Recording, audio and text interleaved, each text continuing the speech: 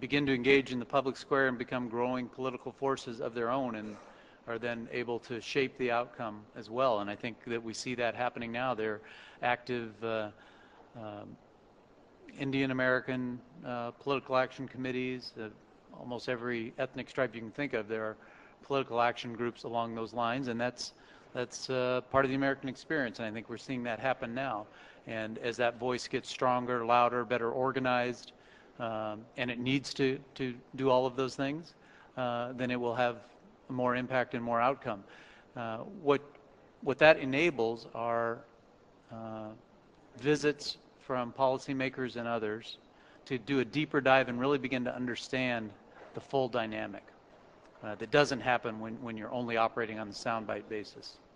So, but I see it happening. It certainly would be a good thing to expedite. I think the Indian and Asian community is getting much more organized. But I'm going to say something quite provocative here. See, unfortunately, what has happened is that you will find that, especially amongst the Indian community, there's been a very strong alignment with the Democrats.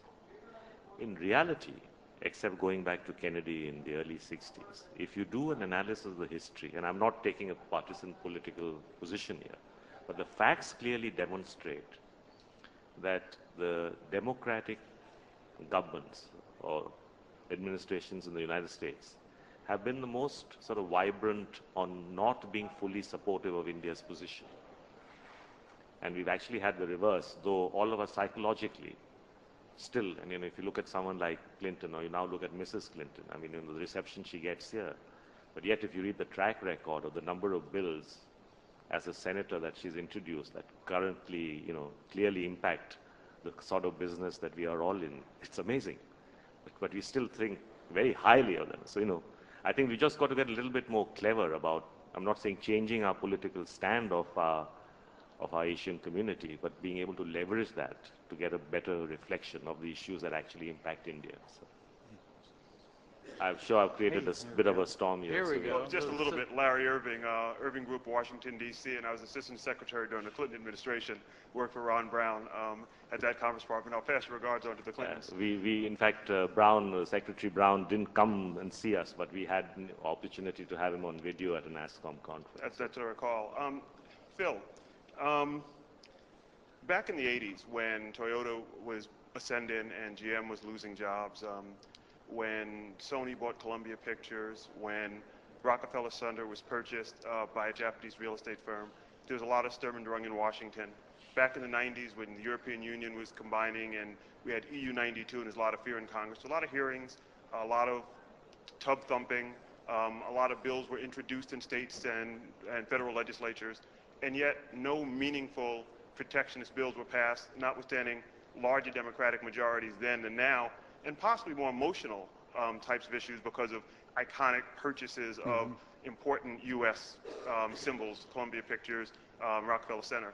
Is there something somehow different, or is this a different era now that causes you, or should cause the audience to have more fear that the change in Congress or the change in politics in the United States will have more of an effect in terms of real legislation being passed as opposed to just kind of emotive bellowings or tub thumping?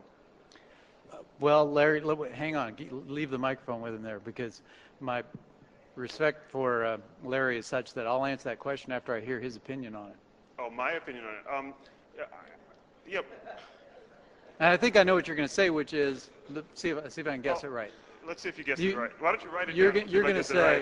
See if you guess it right. You're going to say that no, it is going to be emotive, and I think at the end of the day that's exactly right. Although I do think our politics has gotten a little bit more media-driven every day with more and more media in Washington.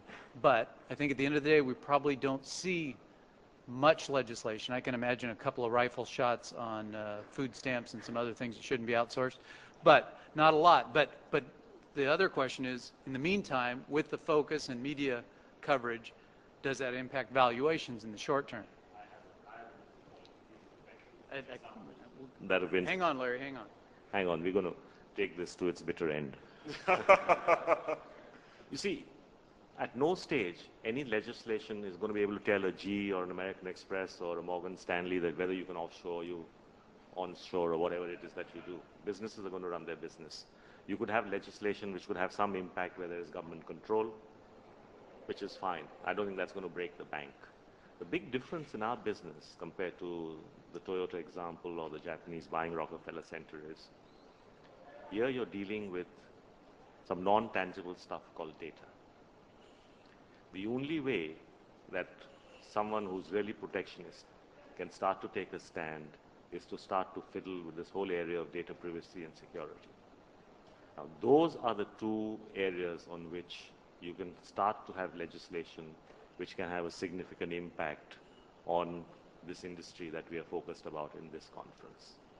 And that's where the concern is. And that is why, from an Indian perspective, we've highlighted that, we've identified that, and we understand that that is absolutely critical to the survival and the future of our industry, which is why we are driving all our member companies to establish the highest possible global standards, far in excess of what is actually practiced by our own customers in their own home countries in this whole area of data privacy and security.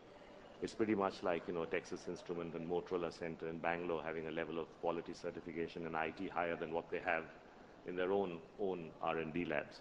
So that's really the challenge for the Indian IT industry, and that's where we as an industry and from NASSCOM are trying to drive our member companies to not lose focus, which is why we have a national registry. We're looking at a self-regulated organization, a series of measures, and that's the difference. So you won't go out and say, don't outsource or don't do this. But, you could get someone saying that, Treasury has a real concern about the data of American citizens and all their credit card details and mortgage details and whatever else that you process offshore as a huge area of concern. So you bring that as a legislative enablement that doesn't say you can't do the business, but just says, we have a concern that this data can't be outside the borders of the United States. So the dynamics of our industry are a little different, and which is why we worry a lot more. Hopefully nothing's going to happen. But then we won't have a session like this if nothing was going to happen. So. I agree with what you're going to say, and I agree with Phil. America's a centrist country, as is India. And ultimately, there'll be a lot of noise. But generally speaking, we're not going to pass protectionist legislation. It's going to affect the economy. It's going to slow down global trade. With regard to data privacy, I probably had as much experience with Phil in work with the Europeans. Sometimes they felt that we were too lax. Sometimes we felt they were too lax. And there was a lot of debate. The good news on data privacy and security is, one, we all have global terrorist threats. And two, all of us live in a global economy. So we have to work on standards that not only fit with regard to the American political context, but also with regard to our trading partners in Europe and in Asia, and in other parts of Asia as well, in India. So in both instances, I think there's a way to get to a middle ground that works for our industry, but also works to make sure the American electorate doesn't do something that affects our political and economic relationships with India. You'd probably do a better job than Secretary Rubens did. We'll get you in front of the Democratic congressmen. Yeah, we'll send Larry. Send Larry, absolutely. Okay, I think part of my question was answered by Feroz. I think the question to Philip is that with all this lobbying by various interest groups, there was a lot of discussions around outsourcing and the job loss and things like that. What kind of specific measures were about to be introduced, let's say, for the sake of argument, if John Kerry was elected as president or whatever, what would we have seen particularly, in the industry, and how could it have affected what we are doing today?